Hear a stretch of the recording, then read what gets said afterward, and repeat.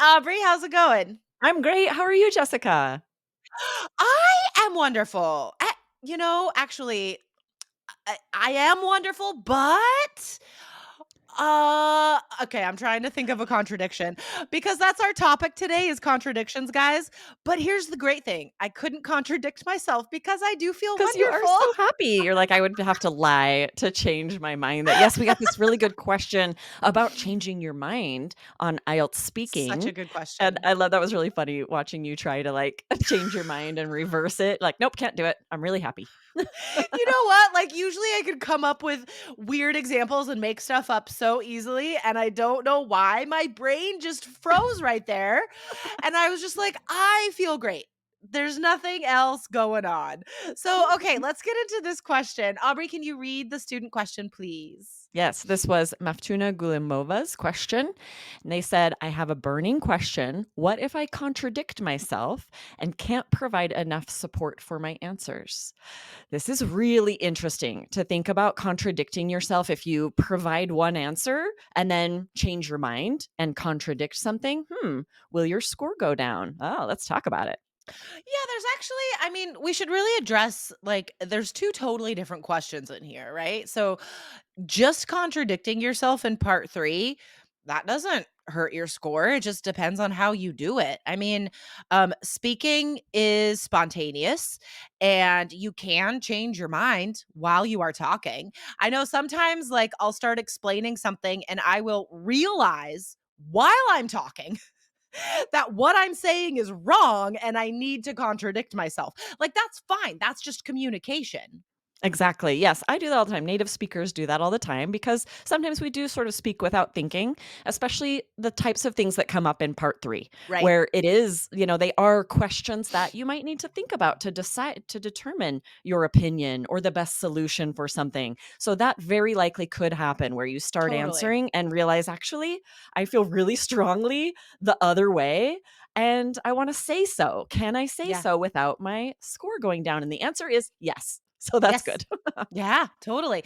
Um, so with the part 3 questions, like you said, Aubrey, some of them are really hard and you're not given any time to think. Like, you can't take notes like in speaking Mhm. part 2. You can't hesitate, you can't pause, you can't have silences. You just have to start talking. So, I think the likelihood of you just picking a side and, like, going for it and then realizing, "Wait, that's not my opinion." Like, the likelihood of doing that in part 3 is quite high because some of these questions are difficult and weird and you'll have never thought about them before. So you're going to be forming your opinion while you're talking. And that's fluency. Being able to narrate these thoughts out loud, that is fluency. Exactly. So we are going to give you guys 2 really good phrases to do this in a very fluent way. What should you say if you realize I want to change my mind? There are some great things you can say that have high level vocabulary. And then we're going to share a couple of sample answers where we give you an example of these in a part 3 answer. But before we get to those 2 vocabulary phrases, though, I want to address the other part of the question, not providing enough support for the answers. That will hurt your score, not just in part 3, for every part of the speaking test, right? You have to give specific support. You got to give reasons and details for whatever you're saying, even if it's a weird opinion and you're gonna contradict it. You have to give support either way.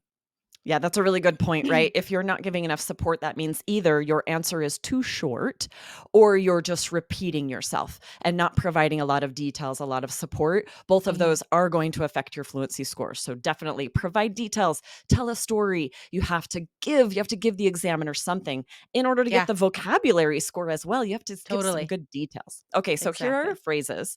First one, if you change your mind, if you've said something and realize, you know what, actually, I really don't agree with that, you can say, actually, I take that back. Now that I think about it, and That's then great. share the opposing opinion, right? So to That's so take it great. back means I'm changing my mind. I want to say something else. And it's very idiomatic. You're not literally taking anything back, you're taking your words back, right? Very metaphorical. Yeah, I love it. That's such a good phrase, guys. Write that down word for word. And then the second phrase, you know, now that I've said that, I can't help but feel like I'm wrong. Yes. And like There's something inherently vulnerable in Mm. recognizing that you've made a mistake that is so natural. That is so much a part of natural communication that even though that's not like in the scoring system, like student can say they're wrong, like that's not what you're scored on, but the ability to communicate that is high level. And that Yes. shows a great fluency. Exactly right. A lot of us, that's not our first nature to admit we did something wrong. So Right? you may not Yeah. have thought to practice saying that in English, right? So we get this question a lot like, can I admit I was wrong or I admit I didn't know something? Yes, absolutely. Yeah. But have you practiced saying that? Do you have Right. phrases to be able to do that in a natural way? Or are you Yeah. to realize, like, oh, I've never done this in English before. So it's definitely Totally. something you need to practice. Yeah. All right. Awesome. So, okay. Let's do our best here, guys. Aubrey and I have not pre-planned anything. We are trying to spontaneously communicate just like you have to do on the exam. Um, but we want to demonstrate how to use these phrases. So, Okay. I haven't even read them yet. So ask me one oh, before I read them. okay, okay. All right.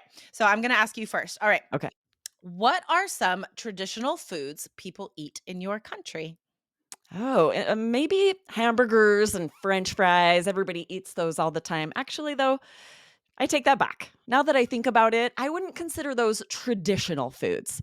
I think of Thanksgiving dinner, really, when I think of a tradition, a holiday, the turkey and stuffing and cranberry sauce and candied yams, which is very different depending on where you are in the States. Down south, you'd have like sweet potato pie. And that's really probably a better answer. That was so good.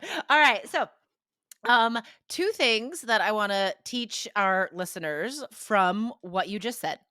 One is to remember to slow down when you are using these amazing phrases. Don't rush through this, right? Give these amazing phrases room to breathe, room to impress the examiner. So it's it's not like Aubrey said, "Actually, I take that back now."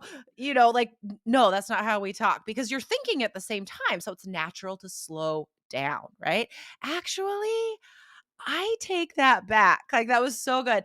And then I would love for you guys to go back and listen to Aubrey's answer again. The way that you emphasize the word stress in those details, right? So good. So we're highlighting all of these specific words like turkey and stuffing and candied yams. Like they were all like so strong. The examiner would love the stress on these great vocabulary words. Right, like there was an exclamation point after Yeah, each one. totally. Yeah, that's such a good point though. With this really is great advice for every filler phrase, and these are really like filler phrases. If you realize you really don't agree with what you Right. said, either it's not quite answering the question or you just are changing your mind, that's not your opinion, you still might need a second to think about what is my actual opinion. And if Yeah, you've practiced these two phrases and you've practiced them saying them a little slowly with great emphasis, you're giving yourself time to think. What do I actually think? What do I actually want to right? say? Yeah. You All right, could you ready for yours? I just wanna say, like, even if that's what you're going through in your head, you could say that. You could be like, "Actually, now that I think about it, I'm honestly not sure if I have a strong opinion on this." Like, you could just say that too, Yeah, as right? long You as should you be support like, it. "Man, I'm from the United States. What's a traditional food? It's such a Yeah, melting pot. I don't even know," right? Just narrate your thoughts. You're saying something, and totally. that's good. Exactly, exactly. Alright, let's do the second one. All right, Jessica, here's your question. How are the eating habits now in your country different from eating habits in the past? This is a hilarious question because right before I walked into this exam today, I was looking on my Instagram and there was a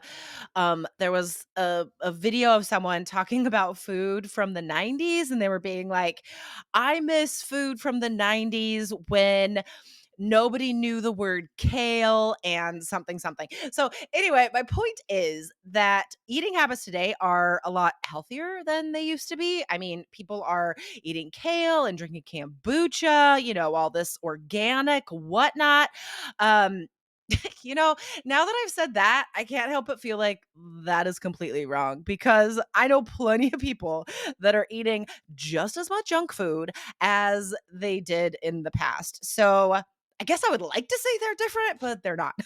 Nice. Oh, such a good example. And go back and listen, guys, to the way Jessica began that answer, because when you really are comfortable in the IELTS speaking exam, this is likely going to happen that you'll say something like, "That's funny. I was just thinking about this," because you're going to be able to draw in what you did that morning, what you Right? did just before the exam. Like there will be things that are relevant and appropriate for these answers that you won't be thinking about saying those things if you're very stressed out and nervous and thinking of, Yeah. you know what I mean? Like, but if you can relax, then all of that is going to come pretty naturally to your mind and make your answer so interesting and full of such great details. And it just speaks toward it speaks to our advice that we often give of like immersing yourself in English in creative ways. So flooding your Instagram feed with English by following, English only content. Like there's so many ways that you can get extra English into your life that can ultimately help you on the exam. And not only that, like just as a final note here for everything that we've taught you guys today, this isn't just for the exam. Being able to think on your feet, being able to be spontaneous and communicate vulnerable admissions of fault or wrong words, whatever, being able to do that, that is essential to connecting with people as well in real life, right? Like it helps you Yes. connect to the examiner. Like we said, like that's huge. That's good for your score. But also, just these skills in real life are necessary. Yes, absolutely. That's such a good point. And just for building vocabulary, I don't know how to say kale in Spanish or French because I don't follow a lot of, I don't know, food bloggers or, That's there's so just a funny. lot of vocabulary that I would be getting if Yeah. yeah. So that's such good advice to not only for the exam, but just for, communicating in your daily life to be just exposing yourself to as much interesting English as possible. Yep, awesome. Okay, all right, Aubrey, thank you so much for diving into this today, and, how about we do this tomorrow? Yeah, Yeah? maybe tomorrow, same time, same place. All right, See you awesome. tomorrow. See you tomorrow. See you tomorrow, Bye. everyone. Bye.